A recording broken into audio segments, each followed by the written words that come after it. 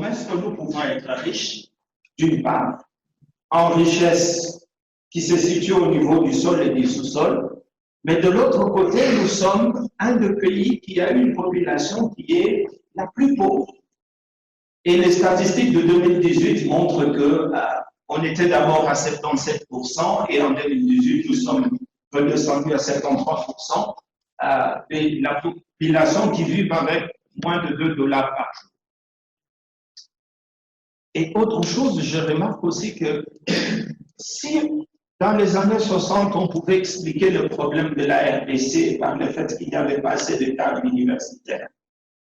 Mais si nous regardons l'évolution, notamment en termes de formation, à partir des années 80, vous vous rappelez que nous avions encore notre ancien président de la RDC qui, à un certain moment, qualifiait la RDC comme étant une république de professeurs. Parce qu'à un certain moment, au niveau du gouvernement, on avait recruté presque des professeurs d'université. Mais bizarrement, ces professeurs se retrouvent au gouvernement. La situation économique, au lieu de s'améliorer, la situation économique s'est dégradée. Il semble qu'il y a quelque chose qui n'est pas correct. Alors, j'ai essayé de regarder dans la littérature quelles sont les raisons que l'on donne, notamment pour expliquer ces paradoxes. Et ici, je me limite simplement à 3 grandes explications que je trouve dans la littérature. La première explication que je vois ici, ce n'est pas nécessairement la littérature scientifique. Hein. Je veux simplement dire, il y a des blogs, vous pouvez aller sur Internet, et les gens essaient d'expliquer le paradoxe de la RDC. La première raison dominante que je trouvais en regardant sur cette littérature, c'est de dire que la RDC a une économie qui est extravertie. C'est-à-dire qu'elle est non simplement, nous ne produisons pas pour nous-mêmes, mais nous produisons essentiellement les matières premières, mais c'est pour l'exportation.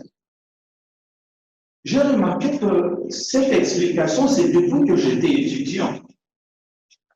Ça doit déjà faire, j'étais à l'époque aux humanités, ça doit déjà faire une 40aine d'années. Et je trouvais que même dans les livres, on expliquait le fait que notre situation n'est pas bonne parce que l'économie est extravertie. Mais aujourd'hui, il me semble que nous sommes dans la même situation. Non simplement que nous sommes dans la même situation, mais si nous regardons le nombre de diplômés, nous avons assez de diplômés universitaires, c'est-à-dire de gens capables de réfléchir. La question que l'on peut se poser, mais pourquoi est-ce que nous restons dans la même situation? Et si nous regardons, malgré que l'économie est extravertie, il y a quelque chose aussi qui a attiré mon attention, c'est que si nous regardons les statistiques, notamment de 2018, ces statistiques nous montrent que, en termes de produits alimentaires, nous importons pour plus de 2 milliards de dollars. Ça veut dire simplement quoi? Ça veut simplement dire 2 milliards de dollars, c'est presque la moitié de notre budget il y a quelques années, c'est-à-dire en 2013 ou en 2014. C'est presque la moitié de notre budget.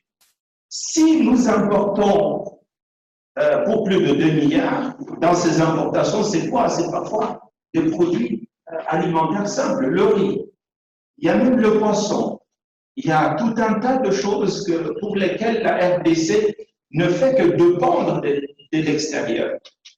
Ça veut dire que 2 milliards de dollars, il y a un pouvoir d'achat qui est là. C'est-à-dire que chaque jour, chacun d'entre nous essaye de manger. Et parce que nous ne savons pas retrouver cette production locale, la seule solution, c'est de dire il faut qu'on trouve ça de l'extérieur. Et pourtant, la RDC, comme on venait de dire ici, si nous regardons en termes de terres arables, on va dire que nous avons plus de 80 millions d'hectares de terres arables. C'est-à-dire qu'on peut cultiver localement. Comment est-ce que ça s'explique qu'on n'arrive pas à résoudre ces problèmes? Si quelqu'un regarde encore l'histoire, nous sommes au début des années 2000, on savait que l'économie de la RDC était essentiellement dominée par quelques banques. Et ces banques, pour l'essentiel, elles étaient orientées vers les entreprises. On dit orientées corporate. Les banques, avant les années 2000, ne s'intéressaient pas aux individus. Pourquoi? Parce qu'à l'époque, pour ouvrir un compte bancaire, les banques exigeaient d'avoir au minimum $2000 de dépôt initial. Une fois que vous déposez vos $2000 dans un compte bancaire, vous n'allez pas y toucher. Et en plus, il fallait trouver quelqu'un qui pouvait donner une garantie que voilà, ça vaut la peine d'ouvrir un compte pour un tel monsieur. Mais si je regarde le taux de bancarisation en RDC à l'époque, on était autour de, c'était 0,4 du taux de bancarisation. C'est-à-dire que le gens qui possédaient un compte bancaire, on n'avait même pas 1% de la population. Et à l'époque, il y a une banque que vous connaissez très bien, elle s'appelle ProCredit Bank. ProCredit Bank a regardé la situation de la RDC et elle a dit il y a une opportunité extraordinaire. Extraordinaire. C'est-à-dire que si je pénètre sur ces marchés-là, il n'y a même pas 1% de la population qui en a compte. Mais sachez qu'à l'époque, les gens n'avaient pas du tout confiance à la banque. Parce qu'on avait dans les années 90, les taux d'inflation étaient de 9000%. Et 9000%, ça veut simplement dire quoi? Une fois qu'on paye 100 000 francs congolais à 10 heures, 100 000 francs était l'équivalent de $100. À 10 heures, 100 000 francs congolais, c'est l'équivalent de $70. Et à la fin de la journée, 100 000 francs congolais devaient être l'équivalent de $40. Les gens n'avaient pas confiance en la banque. Et pourtant, ProCredit a regardé, a dit, c'est une opportunité extraordinaire. Et ce que ProCredit a fait, c'est simplement de venir sur le marché et de regarder, il y a tout un tas de menaces.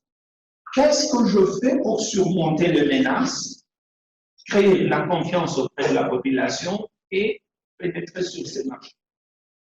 ProCredit est venu, il a amené les distributeurs automatiques de billets, ce qui pouvait faire que si vous voulez retirer votre argent, vous pouvez le retirer n'importe quel moment. Et il n'a pas exigé de dépôt initial. Il dit, vous avez $5, vous ouvrez un compte, etc. Malgré le menace qui pesait et l'absence de confiance, ProCredit a trouvé une façon d'aller sur le marché. Pourquoi? Parce que l'opportunité était tellement importante qu'il a dit, mais attention, je ne veux pas faire de la compétition avec d'autres entreprises. Je veux simplement pénétrer ces marchés et je veux me développer. Au bout de quelques temps, quand ProCredit a pénétré le marché, on a vu que finalement, sa croissance était très, très importante. Donc, ça veut simplement dire quoi? Que la RDC reste un pays qui est très, très attractif, notamment à l'étranger. Une fois, je donnais une communication dans une université à l'étranger et je voulais essayer de comprendre la différence de la perception de l'Afrique entre les Européens et les Asiatiques. Et je suis allé faire quelques recherches sur le net et je suis tombé sur la perception de Chinois sur l'Afrique et notamment la RDC. Et ce que je trouvais d'extraordinaire dans cette petite recherche, c'est qu'il y a eu certains Chinois qui ne rêvaient que de la RDC. Le Congo, c'est leur rêve. Ils disaient tout ce que eux, ils voulaient, c'est simplement qu'ils aient l'occasion de mettre le pied sur la RDC. C'est leur rêve. Ils pensaient à ça. Mais bizarrement, pour nous Congolais, et notamment pour la jeunesse, une bonne partie de leur rêve, c'est de dire je veux quitter la RDC. Je veux peut-être aller ailleurs. Le rêve, c'est peut-être l'Europe. Je dis, c'est paradoxal aussi. Et autre chose, c'est qu'une fois qu'ils viennent ici, ils vont parfois commencer à développer une activité, ils vont faire ce qu'ils ont l'habitude de bien faire, parfois dans les commerces. Et nous aussi, Congolais, nous allons aussi faire ce que nous avons l'habitude de bien faire. C'est de dire, à quoi ça sert d'aller faire le commerce? Les Congolais sont parfois exploités, ils sont mal payés, on ne respecte pas les signes. Et tout ça, je me dis, mais il faut vraiment qu'on arrive à réfléchir. Alors, autre chose, il y a pour certaines personnes qui disent ceci. Ils disent, si le Congo est un pays riche pauvre, la vraie raison, c'est que c'est la faute à nos dirigeants. Si nous sommes un pays riche pauvre, c'est parce que nous gérons mal. OK? Nous gérons mal. Et je me suis amusé à regarder un peu cette hypothèse de la mauvaise gestion ou de la mauvaise gouvernance qui est parfois avancée pour expliquer le fait que nous sommes un pays riche mais pauvre. Et là-dedans, j'ai même remarqué qu'il y a quelques années, on était un des pays où on a dit nos dirigeants ne sont pas, notamment dans les entreprises publiques, ne dirigent pas bien. C'est peut-être parce qu'ils sont recrutés de la mauvaise manière. On a eu cette idée de dire, faisons même un test de recrutement de PDG. On a eu un effet dans ces pays. On a recruté ces PDG par test en disant qu'ils seront compétents, mais bizarrement, la situation des entreprises publiques ne s'est pas améliorée. Et après cette période, on a dit, si la situation des entreprises publiques ne s'améliore pas, c'est parce que ces entreprises restent fortement dépendantes parfois de la politique et qu'il nous faut réformer les entreprises publiques. Et puis on a mis en place le copyright. Depuis 2009, il y a eu certaines réformes qui se sont mises en place, etc. Je peux encore regarder que 10 ans après ces réformes, la situation de nos entreprises publiques ne semble pas s'améliorer. Alors, j'ai une intuition en disant que l'hypothèse qui consiste à dire que notre problème, c'est la mauvaise gestion, cette hypothèse ne me semble pas nécessairement plausible. Je vais y revenir dans une minute pour essayer d'expliquer. Alors, je montrais aussi qu'une raison que je veux dans la littérature, c'est que les gens disent que si nous sommes un pays riche pauvre, c'est parce que nous avons de nombreuses richesses qui sont notamment convoitées, notamment par certaines puissances étrangères. Donc, notre malheur, c'est le fait qu'on convoite nos richesses. Et là, je vois que, bon, ça ne me semble pas aussi être une hypothèse plausible, parce que nous ne sommes pas le seul pays où il y a des entreprises étrangères qui viennent pour exploiter des richesses. Si nous regardons dans d'autres pays, ce ne sont pas des entreprises locales qui exploitent toutes les richesses.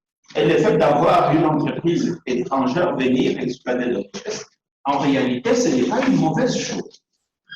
Maintenant, la question, c'est de dire, mais pourquoi est-ce que la RDC reste un pays potentiellement riche et nous sommes toujours pauvres?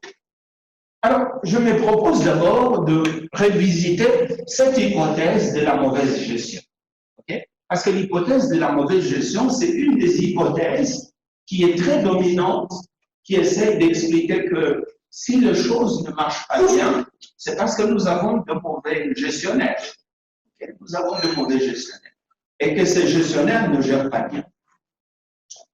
Mais quand je regarde dans la littérature de gestion, je fais un constat que le fait qu'une entreprise aille en faillite n'est pas une spécificité congolaise. Et là, je remarquais qu'il y a eu quelques entreprises qui avaient de meilleures équipes de gestionnaires. C'est-à-dire, lorsqu'on faisait le classement de meilleures équipes de gestion, ces entreprises étaient comptées comme étant des entreprises mieux gérées. Et parmi ces entreprises, vous avez par exemple Kodak, vous avez par exemple Nokia, vous avez BlackBerry, Motorola, etc. Si j'avais assez de temps, j'allais vous poser la question de dire, regardez dans la salle qui, parmi vous, a un téléphone de marque Nokia. Et vous allez remarquer, je ne vais pas vous poser la question, vous allez remarquer que le nombre de personnes qui ont un téléphone de marque Nokia est faible comparativement à d'autres. Alors que dans les années 2000, Nokia était presque numéro 1 mondial en termes de téléphonie. qu'est-ce qui explique le fait que Nokia, qui était numéro 1 mondial, à un certain moment, va se retrouver numéro 1 avec une très très meilleure équipe de gestion. Au bout d'un certain temps, ils vont aller en faillite. Qu'est-ce qui peut expliquer cela? Ça, c'est ma question. Donc, l'exploration de cet élément me pousse à dire que si une entreprise échoue, ce n'est pas nécessairement parce que l'équipe de gestion est mauvaise. C'est là où je veux en venir. Alors, regardez par exemple Kodak, pour revenir à ça. Donc, ici, je regardez ça, c'est Apple. Si vous regardez Apple à ces niveaux vers les années 2000, Apple n'avait pas une meilleure performance que Nokia. Nokia, c'était presque la première entreprise de téléphonie. Mais si vous regardez en 2012, et en termes de ce que Apple gagnait, Apple est presque la première et Nokia n'était même plus compté parmi les grandes entreprises. Et si je reviens au cas de Kodak, Kodak, qu'est-ce qui s'est passé? Chez Kodak, Kodak était une entreprise numéro 1 mondiale avec une meilleure équipe de gestion. Et dans Kodak, il y a eu 2 de ses employés qui travaillaient chez Kodak. Et les 2 des employés de Kodak sont allés au niveau du comité de gestion de leur entreprise en disant « Nous avons fait une découverte extraordinaire. » C'est-à-dire que nous avons fait une découverte telle que maintenant, il est possible de prendre des photos, mais sous format numérique. On demande à Kodak de commencer à réfléchir sur la possibilité d'aller aussi sous format numérique. Mais l'équipe de gestion de Kodak s'est mise à réfléchir. Et elle s'est mise à réfléchir, y compris en se basant sur certains principes que nous enseignons à l'université. Et leur raisonnement était simple.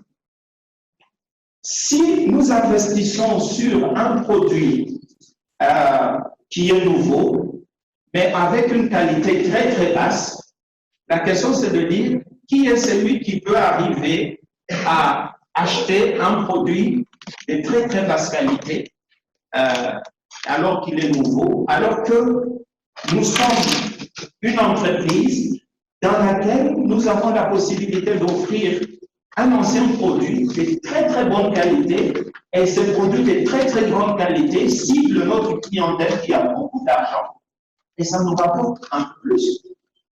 Et l'équipe de direction de Kodak a dit, ça ne fait pas le sens d'aller investir sur un produit nouveau de basse qualité qui nous rapporte peu d'argent, alors que nous sommes numéro 1 dans un secteur où il y a un produit qui est de très grande qualité pour une clientèle qui a beaucoup d'argent et qui nous rapporte beaucoup d'argent.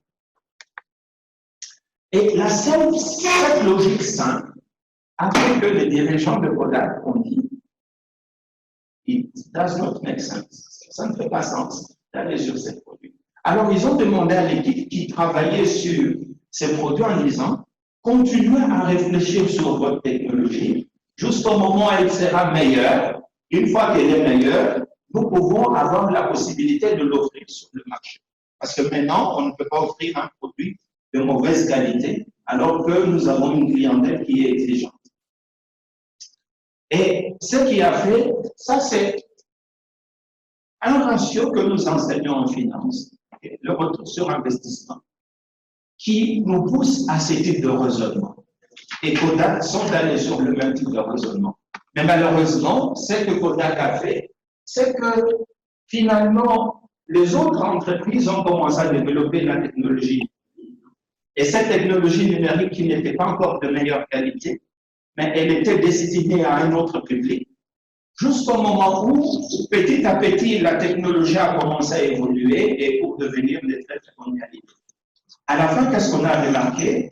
Quelqu'un avait un appareil de photo qu'on appelle argentique, c'est-à-dire l'appareil de photo avec un film. Et la difficulté, c'est que chaque fois que je prends la photo, je dois enlever les films, je dois aller développer les films.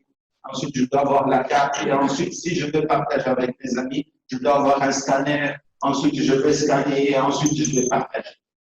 Et la nouvelle technologie numérique est simplement que je prends la photo et je partage directement.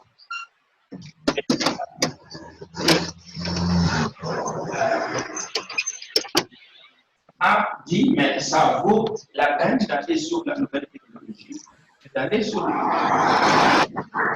et petit à petit, ce qu'on a vu, c'est que la clientèle qui a vu les avantages de la nouvelle technologie a commencé petit à petit à abandonner l'ancienne technologie dans laquelle Kodak était numéro 1. Ils ont commencé à abandonner et Kodak a vu que sa clientèle a commencé à baisser. Et quand Kodak s'est réveillé en disant, mais la clientèle baisse, pourquoi? C'est parce qu'il y a la nouvelle technologie. Et rassurez-vous, le temps de vouloir changer, quitter de la première technologie à la deuxième, c'était déjà tard. Parce qu'il y a des compétiteurs qui étaient déjà sur le marché et qui avaient déjà développé un produit un peu meilleur. Et finalement, Kodak est allé en faillite. Donc, Kodak est allé en faillite à cause de l'application de meilleurs principes de gestion que nous enseignons à l'université. Maintenant, regardons un moment. Ici, j'essaie simplement d'explorer nos hypothèses pour lesquelles les gens expliquent pourquoi nous sommes un pays riche mais pauvre. Une des hypothèses, c'est parce que nous appliquons mal les principes de gestion. Et ça, c'est ce que j'essaie de démontrer. Deuxième chose, j'essaie de regarder cette entreprise japonaise, Sony, je peux aussi regarder Toyota. Qu'est-ce que Sony a fait, notamment pour pénétrer le marché américain? Alors, Sony a eu une idée, c'est à l'époque qu'il y a eu les transistors. Okay? On a eu l'invention du transistor. Et Sony a dit, je veux utiliser les transistors. Malheureusement, la qualité du transistor était tellement médiocre pour écouter la radio que les grands compétiteurs, à l'époque, ils se sont dit, on ne peut pas aller sur cette qualité, elle est tellement médiocre. Et parce qu'elle est médiocre, nous ne pouvons pas investir là-dessus. Regardez comment, ici, en 1938, comment s'est présentée une radio. Une radio, elle était tellement grande, et cette radio, c'était simplement pour des gens qui avaient beaucoup d'argent et beaucoup de moyens. Ils pouvaient se l'offrir et le mettre dans leur salon. Et Sony, avec la technologie nouvelle des transistors, s'est bien dit, je vais inventer une petite radio. Et cette radio, Sony l'a vendue à $2. Mais la qualité de la radio, elle était tellement médiocre que les gros compétiteurs ont dit, ça sert d'aller sur un produit de qualité très très médiocre. Ils ont dit, on va laisser Sony évoluer. Et Sony a évolué jusqu'au moment où certaines personnes disaient, mais écoutez, cette radio-là, elle est difficile à transporter. Moi, si je veux écouter de la musique, et parce qu'à l'époque, il n'y avait pas une solution alternative, avoir la petite radio avec un son médiocre, mais qui me permet quand même de la tenir et de me promener avec et d'aller écouter la musique, etc., c'était meilleur que rien. Et les gens qui achetaient cette petite radio, c'était notamment les étudiants. Et les grands compétiteurs ont dit, les étudiants avec une radio de $2, c'est pas rentable. Si nous avons la grande radio qui peut aller sur $3000, un peu plus, nous serons très rentables. Et voilà, c'est ce qui s'est passé. Alors, ce que je veux simplement essayer de faire, revenons maintenant sur l'état de la RDC. Je remarque aussi que notre manière de solutionner les problèmes semble être un problème, à mon sens. Okay? Et je trouve que notre manière de comprendre les problèmes est un problème qui nous empêche de résoudre les problèmes. Alors, c'est quoi notre manière de comprendre les problèmes? Très souvent, notre problème, c'est que notre manière courante, c'est de dire il y a un problème de développement quelque part. Nous avons remarqué que dans telle communauté, il y a par exemple l'absence d'infrastructures routières. Et la solution, c'est de dire, s'il y a absence d'infrastructures routières, solution, construisons le route. À un certain moment, on dit, nous n'avons pas accès à l'électricité. La solution, apportons l'eau et l'électricité. On dit, nous n'avons pas accès aux soins de santé. La question, construisons des hôpitaux. Ça, c'est notre manière dominante de réfléchir sur les problèmes. Mais cette manière dominante pose aussi un problème. Parce que j'ai remarqué aussi que c'est soit nous avons une idée de dire, il y a un problème, la question c'est apportons la solution. Okay. Donc là, c'est on va vers un problème, l'approche c'est une approche push, poussée, donc on va aller, la solution, on amène la solution là où il y a un problème. Mais une autre manière, c'est, il y a un problème, on veut que c'est l'approche tirée, ou que là où il y a un problème, on apporte la solution. Je lisais un livre qui s'appelle les paradoxes de la prospérité. Comment est-ce que les grandes nations sont arrivées à créer de la prospérité et le développement? Et là-dedans, il y a quelqu'un qui raconte cette histoire. Il était aux États-Unis et il a remarqué qu'il est du Nigeria. Chaque fois au Nigeria, les gens avaient un problème d'eau. Il a dit la solution allait construire un puits d'eau. Ils sont allés en disant allons construire un puits d'eau. Ils ont construit un puits d'eau. Au bout d'un certain temps, il est rentré aux États-Unis et les gens ont dit mais le puits d'eau s'est abîmé. Ils l'ont téléphoné en disant maintenant le puits s'est abîmé. Et c'était à lui de vouloir comment est-ce qu'on doit trouver des solutions pour ce problème-là. Et donc, ce qui faisait que s'il y a un problème, la solution, ce n'est pas nécessairement la communauté, la solution, c'est peut-être l'État. Okay? Et ici, je sais que parfois en RDC, chaque fois qu'il y a un problème, on dit « Ah, mais voilà, l'État doit apporter la solution. » Et y compris chaque fois qu'il n'y a pas assez d'emplois créés, on va dire « Mais l'État doit créer autant d'emplois. » Et ça, je pense que c'est vraiment un vrai problème. Ici, je veux juste partager ces statistiques. C'est des statistiques d'un pays.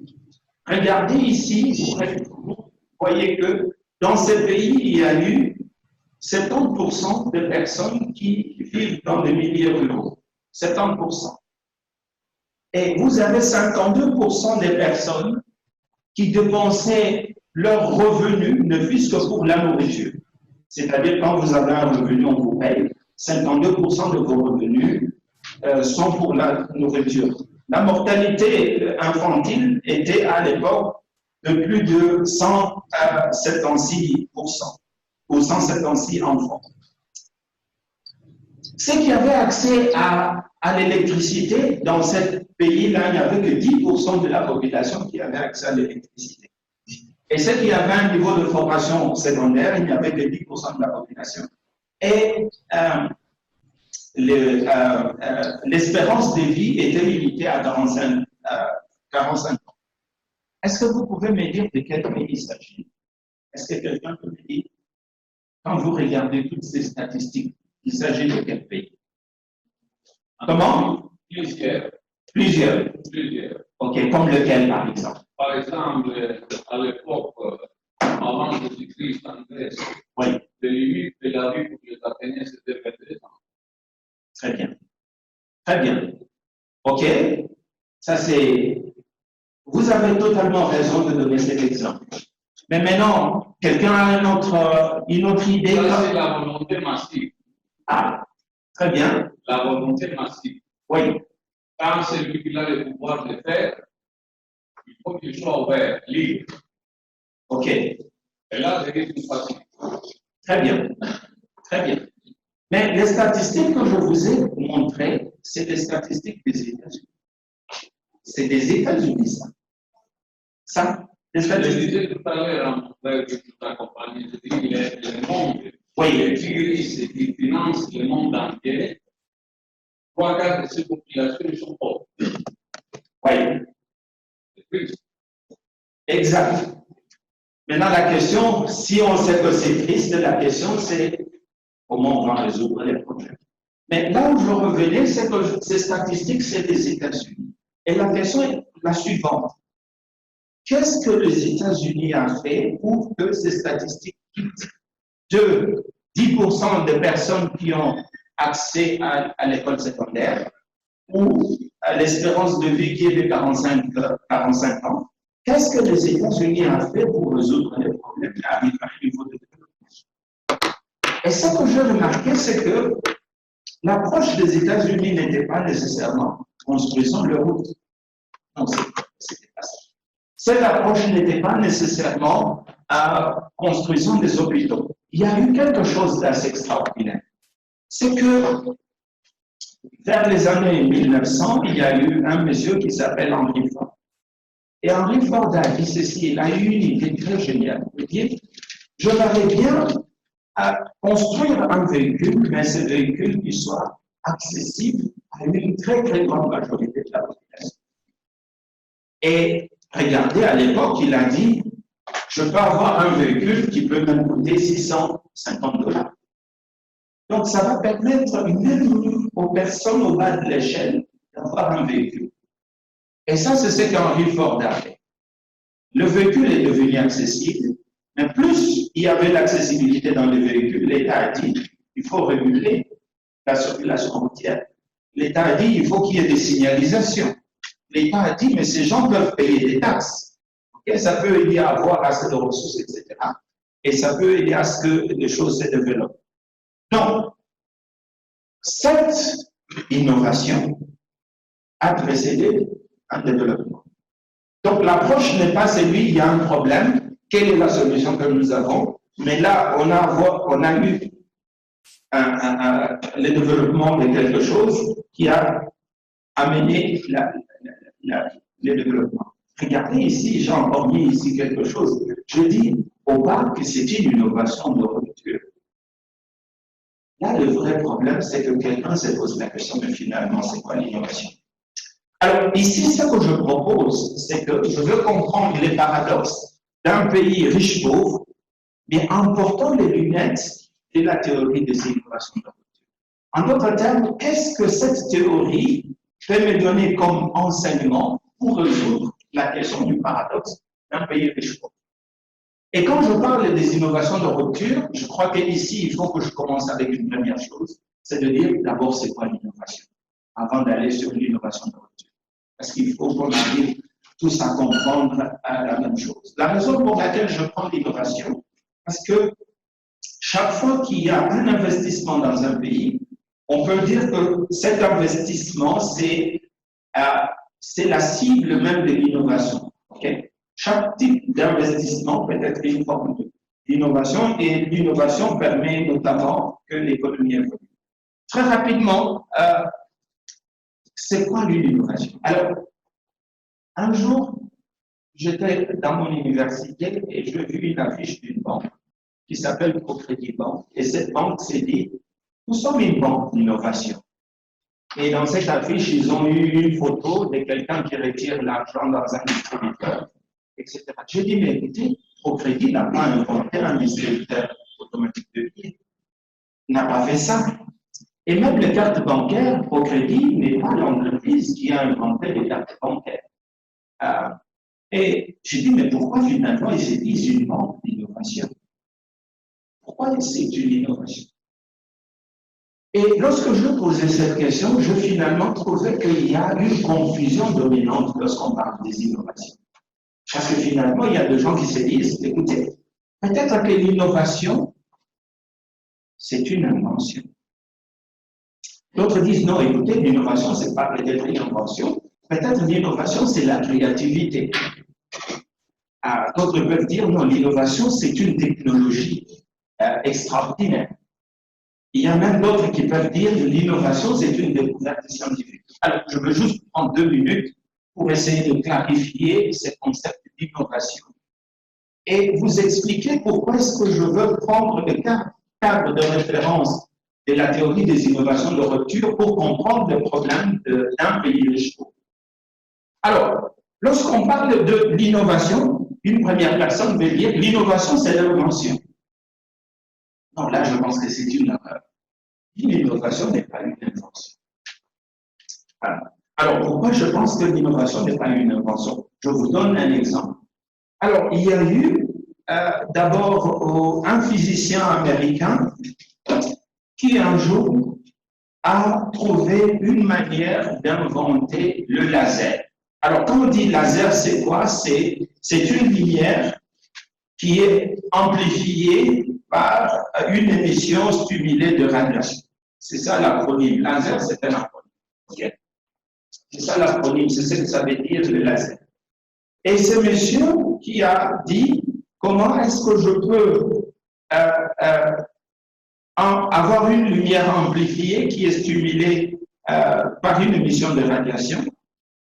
Il a dit ceci, il était dans son laboratoire, il a dit ceci. Regardez, lorsque vous avez l'atome et que vous devez avoir une émission spontanée ou une émission stimulée, qu'est-ce que cela peut faire? Comment est-ce qu'on peut arriver à amplifier la chose, etc. Quelqu'un va dire, mais qu'est-ce que tout ça, ça a à voir avec moi?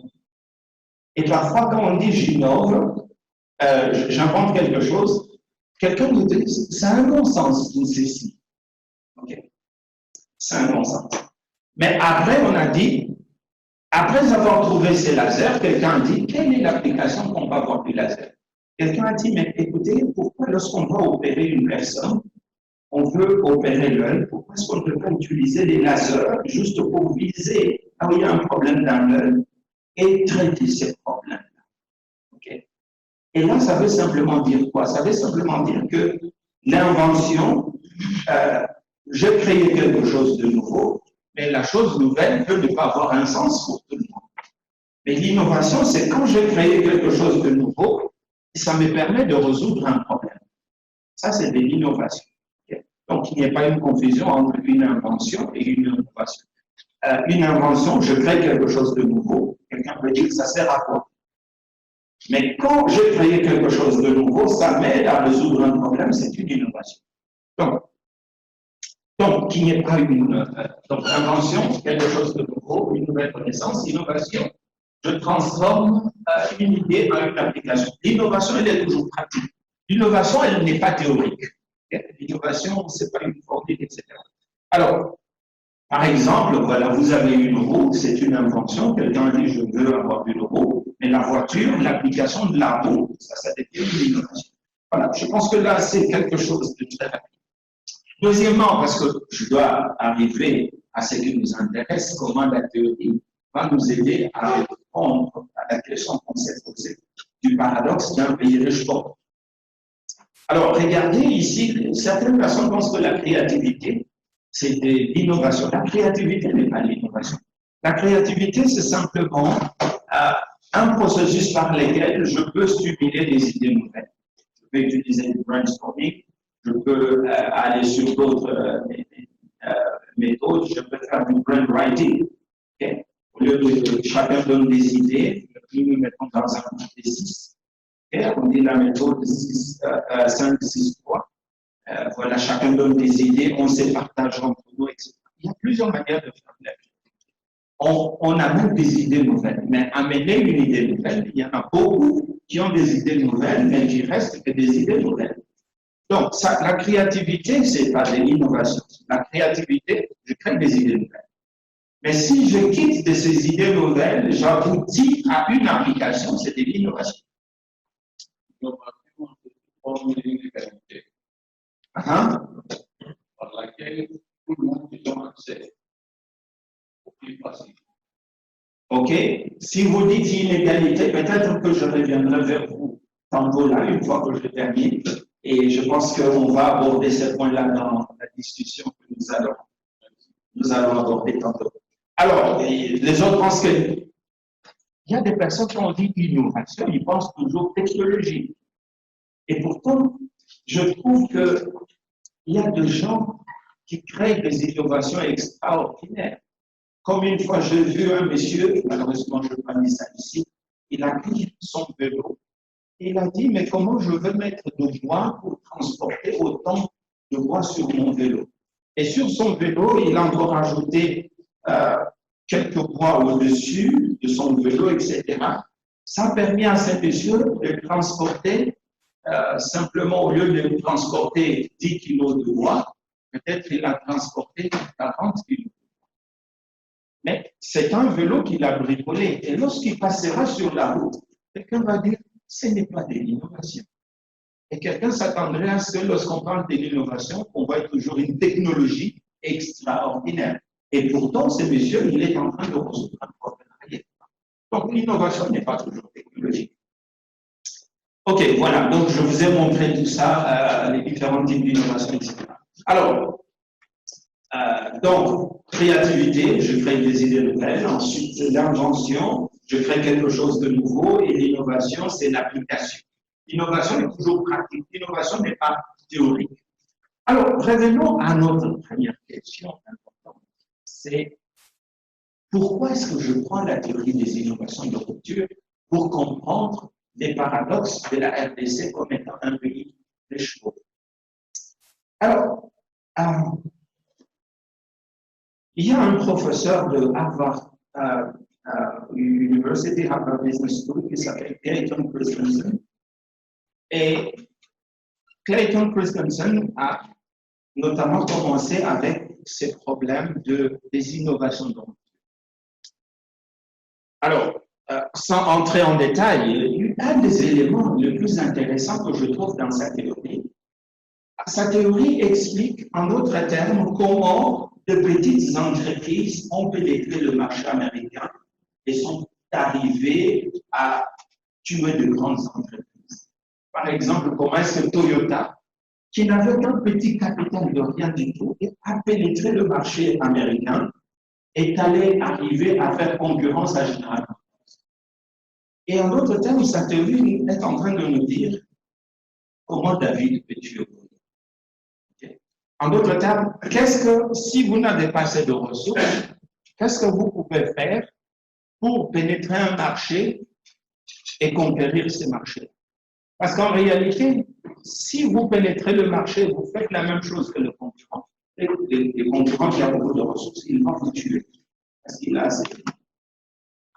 Alors, sa théorie est basée sur trois choses. Il dit simplement ceci. Sur un marché, nous avons trois catégories de la clientèle.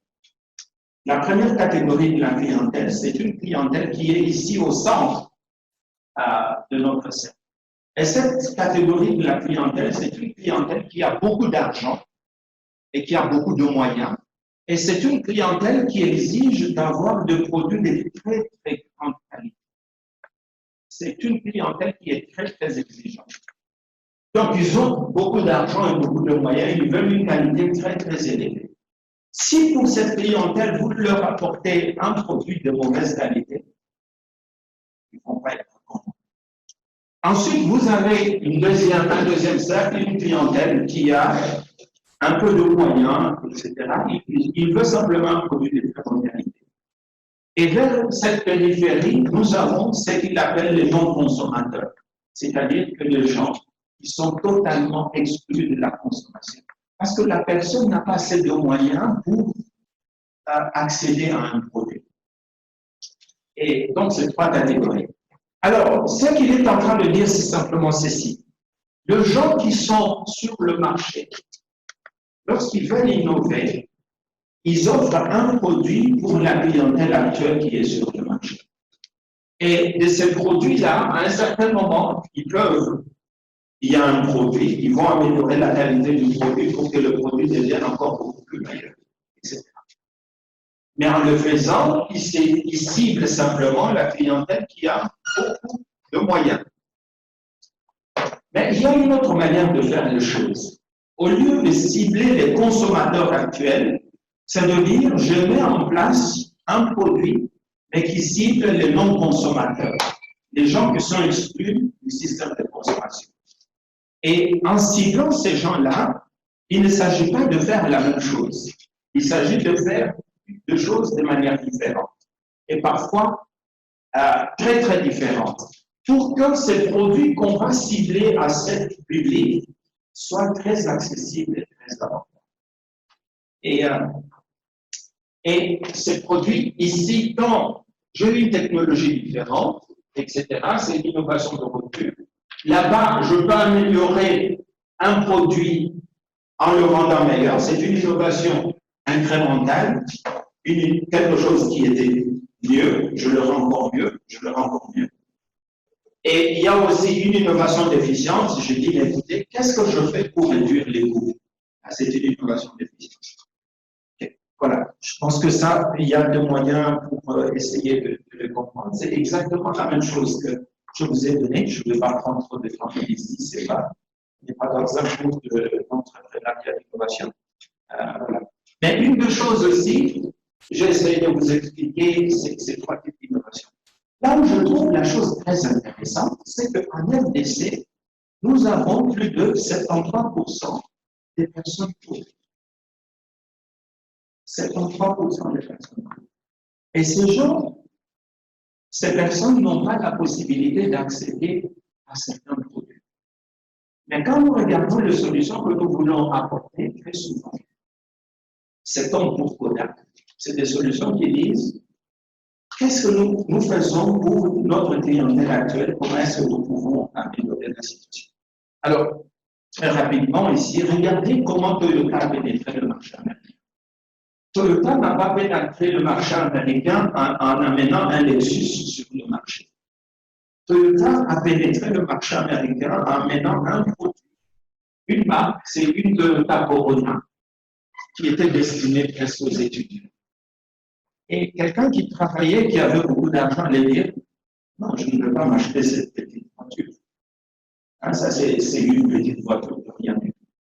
Mais, et la même logique, comme chez Kodak a eu, General Motors, à quoi ça sert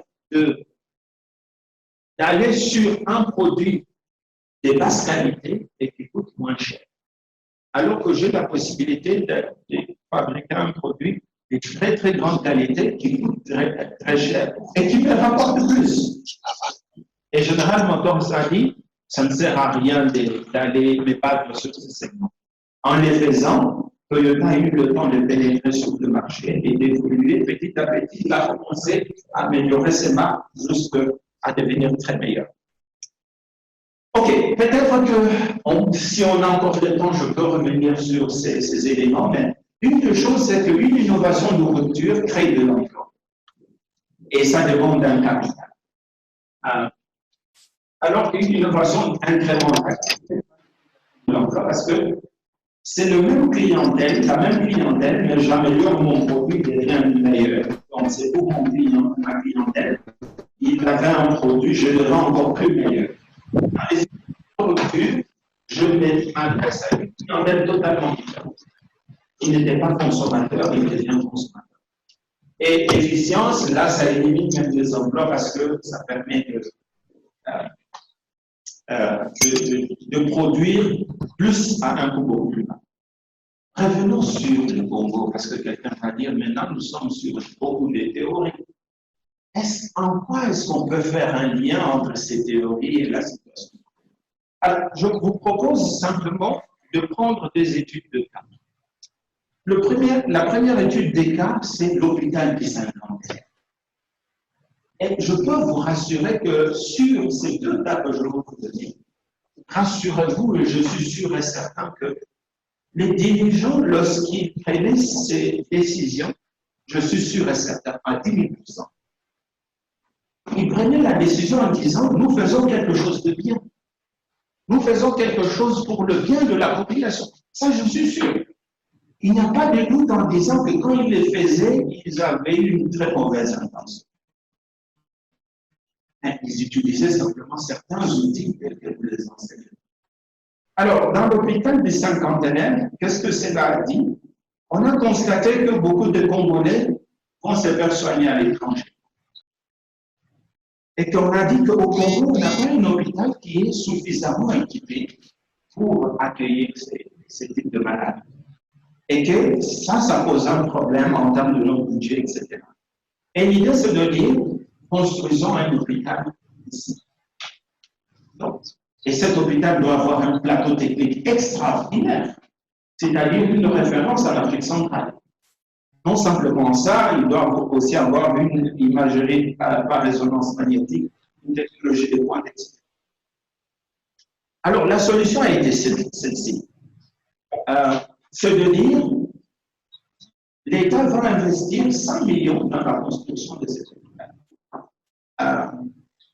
En d'autres termes, et on a eu cet équipement, etc. Mais le problème est que quand on a construit l'hôpital, j'essaie de regarder qui fréquente l'hôpital.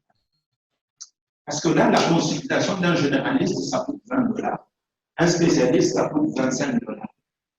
Et n'oubliez pas qu'on avait les 73% de la population qui vivait avec moins de 2 dollars par jour. Et j'ai remarqué que cette population-là, malgré cet investissement, n'arrive pas à accéder à la solution. Et pourtant, on avait voulu une solution pour aider à résoudre un problème au niveau du pays. Et donc, si je regarde les statistiques de la banque, du ministère de la Santé, ces statistiques me montrent que 40% de la population pratique de communication. Ils n'ont pas la possibilité d'aller dans une structure hospitalière et donc ils vont eux-mêmes prendre des médicaments. Et, vous voyez,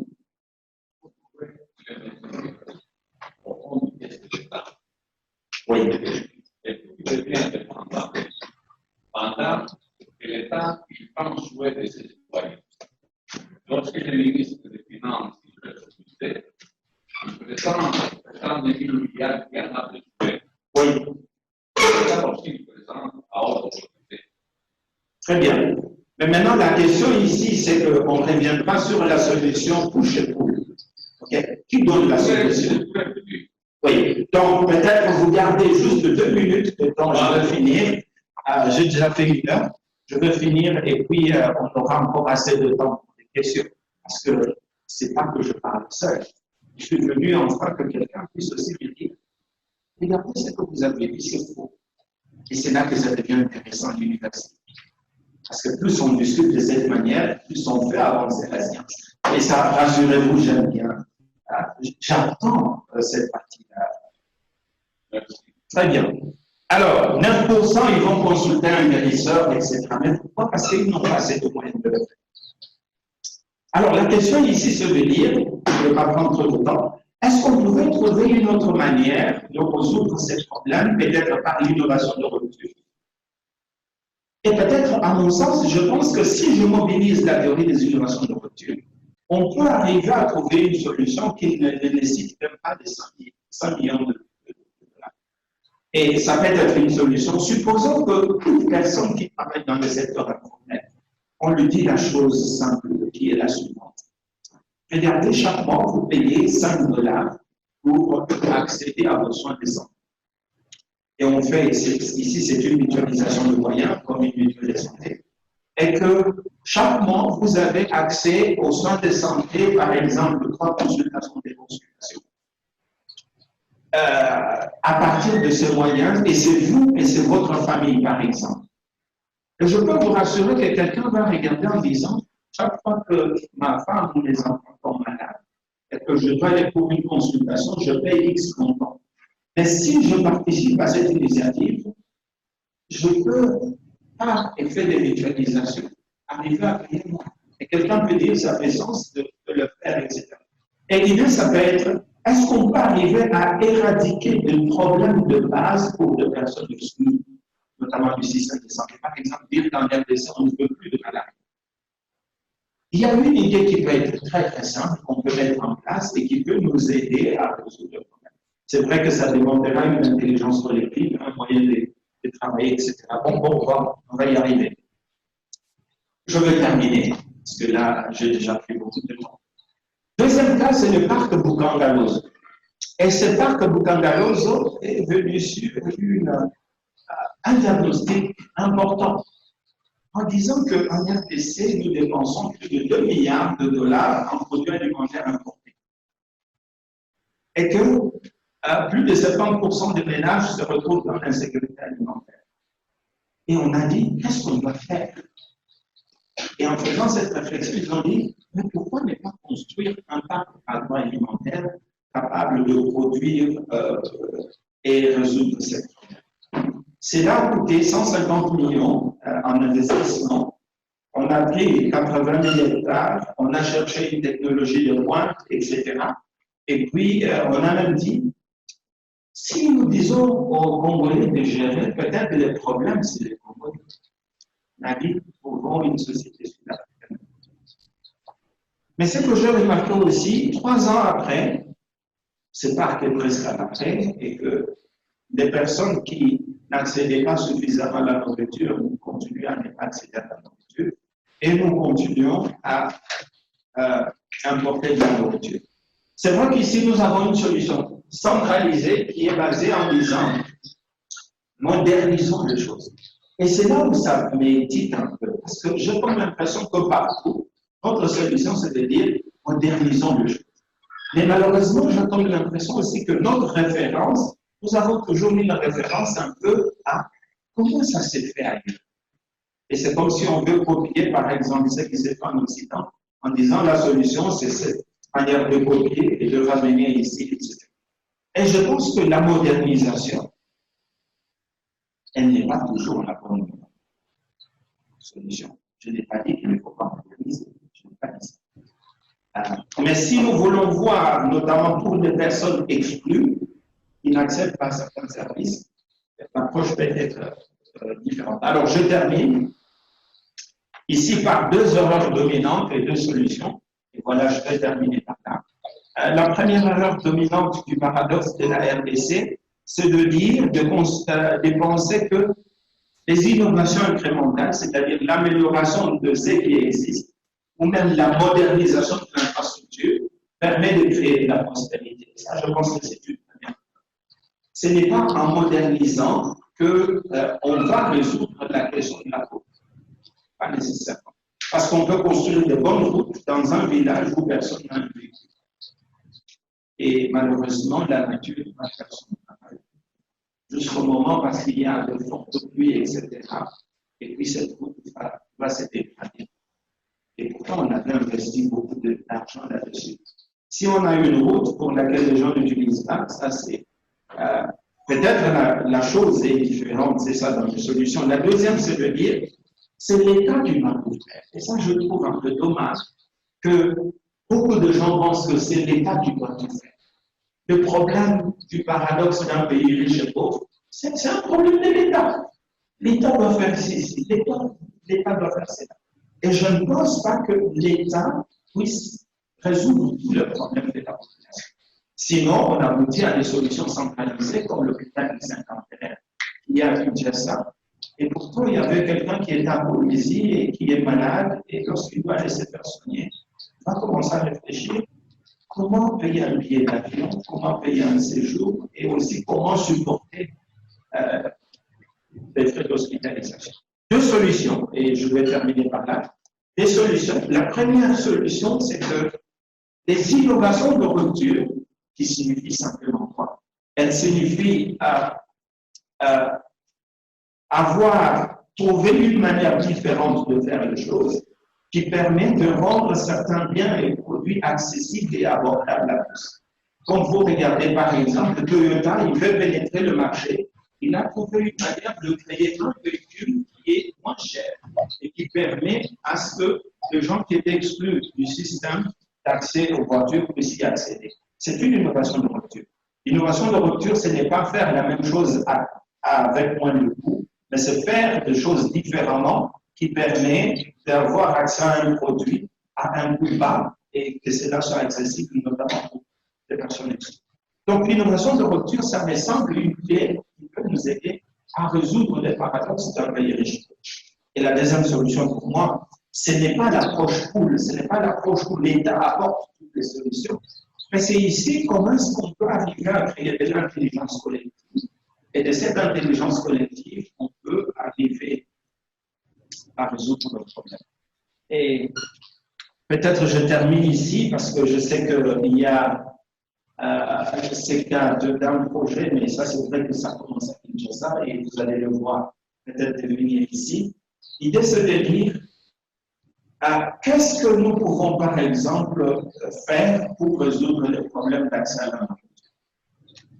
Et lorsqu'on parlait de ça, quelqu'un dit écoutez, si nous voulons avoir une chaîne de distribution pour avoir un accès à la nourriture, mais aussi aider les agriculteurs à la base qui ont des initiatives mais qui ne savent pas comment le vendre, et que si nous mettons une chaîne de distribution, et que cette chaîne ici, supposons qu'un exemple, ça nous fait 5 supermarchés. Un supermarché, ça nous coûte autour de 250 à 300 000 $, et que si nous voulons en avoir 5, ça va nous faire 1,5 million. Et là, quelqu'un va dire, les 1,5 million, où est-ce que La mauvaise solution, c'est de dire ah non dans une banque. Ça, c'est une mauvaise décision. Parce que la chose, on va dire par exemple, un projet d'1 million de dollars. Qu'est-ce qu'un million de dollars? Comment? Tout est spirituel. L'argent a été créé pour faire une sorte de devise par laquelle il manque l'instruction. Oui. Jusqu'à que l'énergie vienne. Vous investissez aujourd'hui, vous répondez après quelques mois. Alors, vous couvrez certains mois, il faut que les points soient là. C'est une invention. Donc, il a permis au pied de tout le monde. Si vraiment il a. Et nous reviendrons dans une minute. Je vous rassure, dans une minute. Je reviendrai sur ça. Mais regardez, 1 million de dollars, c'est quoi? C'est simplement 1 million de personnes, chacun donne $1. On a 1 million. 1 million de dollars, c'est quoi? C'est simplement 100 000 personnes, chacun donne $10. 1 million de dollars, c'est quoi? C'est 10 000 personnes, chacun donne $100. Donc, je crois que si nous modifions notre manière de comprendre les choses, il est possible de faire des choses aussi. Et parce que là, je vois des gens qui se plaignent, mais au niveau de l'entrepreneuriat, au niveau congolais, on n'a pas assez d'initiatives. Quand j'ai un projet, je vais dans une banque, on ne m'accorde pas un financement, etc. La question, c'est comment mobiliser l'intelligence collective pour arriver à résoudre ce problème. Et je crois que si nous travaillons ensemble, ce qui est impossible va devenir possible. Merci.